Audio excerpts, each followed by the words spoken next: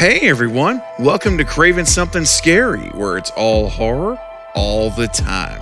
Now in this video, I'm going to share with you a couple of new exclusive images and an update from Montreal as to the general filming locations and the scope of just how large the parameters actually are from my source on the ground at the actual locations.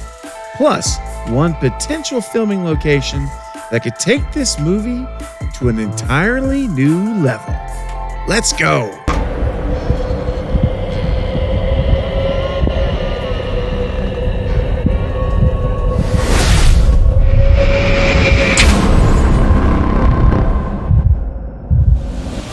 So I want to continue to give a shout out to my friend Chris, who is literally my eyes and ears on location in Montreal during these 9 weeks of filming. He will be bringing me updates, new images that he's personally taking himself, and anything he gets his hands on regarding information or facts or updates in general, he'll be giving those to me to share with all of you. I'm very excited about that. And I'll also be bringing him on the channel as a guest, probably once a month. I'm going to try to get him on before the end of June. And again, of course, in July and probably in August as filming wraps. So stay tuned for more to come. But for today's update from Montreal here, I want to give you some images that I shared on my last video first as I read an update to you. So Chris basically tells me that it looks like they're going to use the entire block of where they're filming here on these images. They're going to utilize the entire block, and on the next street over from where these buildings are, they also have trucks and cranes and wires everywhere. So there are many alleyways between these buildings. And the original alleyway that we saw in this image is just the tip of the iceberg of how many there actually are. So now we know that they're not just using a quarter of the street or half of the street, that they're actually blocking off the entire block, no pun intended. And so that opens us up to a lot more possibilities, especially as he describes the multiple alleyways between these buildings and these streets. So the possibility for chase scenes, from one street to another, through buildings to buildings, all of these things are very possible. And I think it gives the writers and Radio Silence a lot of potential freedom to do some amazing things and get the suspense built up to an all-time high. One thing I missed in Scream 5 was chase scenes. I really missed that.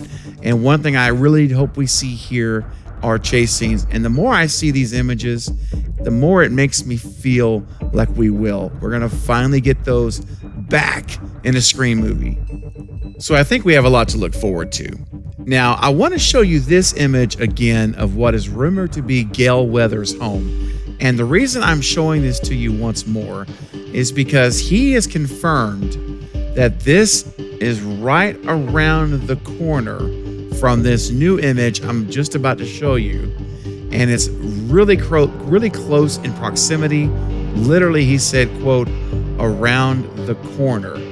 And the new image, the exclusive image here I want to share with you first, is this image of the BKM parking base sign. This is, of course, BKM we know is for Blackmore, the working title for Scream 6. And I hope you notice that the BKM, if you haven't noticed, is in the Scream font. I just love that. So look at the M, that's the Scream font, and even the B and the K, those are the Scream font letters. So that's really cool. And then it's parking base. So basically what he explained to me is that this appears to be where all of the crew, all of the actors, anyone who's coming in, whatever vehicles are going to be used, this is parking base. They have an empty parking lot there that they're parking vehicles at. And so that's where they're going to be basing out of when you come in, and then I guess they go from there to the location. And again, this is where he said right around the corner from this is the house rumored to be Gale's.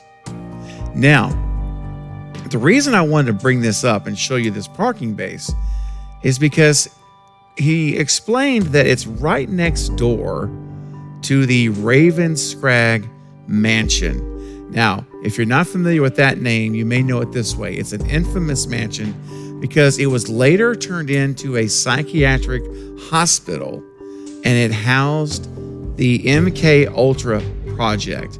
That was a top secret, illegal human experimentation program that was undertaken by the CIA in the 1950s.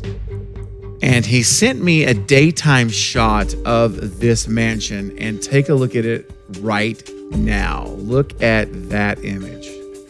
That is basically where the parking lot is adjacent to this mansion, former psychiatric hospital. And you see, of course, all the trees behind it.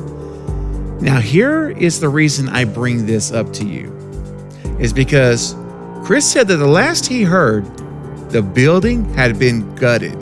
The building had been gutted. And guess what? This mansion that's been gutted and is now open and like vacant and gutted inside, guess what? It is owned by McGill University. Yes, that's right. The same McGill University where it is strongly rumored, highly likely, and as I've been predicting since February or March now, where this will likely be filmed at outside of this residential area. It'll be filmed at the college campus where Tara, Chad, and Mindy are probably going to be attending school there. This is owned by the same university. McGill University owns the building. And could you imagine the insane and amazing shots that we could see with this in the film? I mean, if they are filming around this mansion, even if they use the exteriors and the parking lot of it and running around outside of it, and if they got inside even, you know, they could build up some sets inside, just like they did for the Stu's house on a soundstage. Look how that looked inside. They could do things like that, movie magic, and it could utilize this building. Could you imagine the incredible, insane chase scenes? The possibilities are endless. I mean, it's literally breathtaking to see this mansion here in the daylight and what that looks like. And if you put that in at night and you throw some lights up and around on it and light it up, just you put some uplighting on it, it could be so creepy, so amazing. I mean, I think it's incredible. And I felt like I had to absolutely show this to you and share this because it's literally right there at the foot of this mansion is the parking base for the film. And with the McGill connection included here, I feel there's at least some smoke around this. Hopefully we're going to find out that it's fire, but there's at least some smoke around this that we'll have to see where it leads, if anywhere. But I really, really hope it does. But no matter what happens here with this mansion or whatnot, we know one thing's for sure, that things are heating up for Scream 6 and filming is in full swing. And that is something to be excited about. No matter who's on the cast or where we're headed, it's now time to get behind Radio Silence. Time to get behind this film and say, let's go to the James and Guy who wrote the movie. Let's support them fully and just try to get as excited and pumped as we can for this movie. And I will continue to bring you exclusive updates from Montreal, thanks to my friend Chris, who will be on the scene here on a stream on the channel before you know it. All right, guys. Now I want to know what you think about these images. Do you think it's a possibility that we could have some shots at this mansion or near and around it? Could you imagine the scenes we would have? Tell me what you think about that. Does that excite you? And how do you feel overall about these location shots and the New York setting that we now know it is New York? So I'd love to hear what you guys think about that. All right, that's going to be it for this update now, but I'll be back soon with more Scream and other horror movie content. Don't forget to like and subscribe. And until next time, this is Craving Something Scary, where it's all horror all the time. Thank you for watching.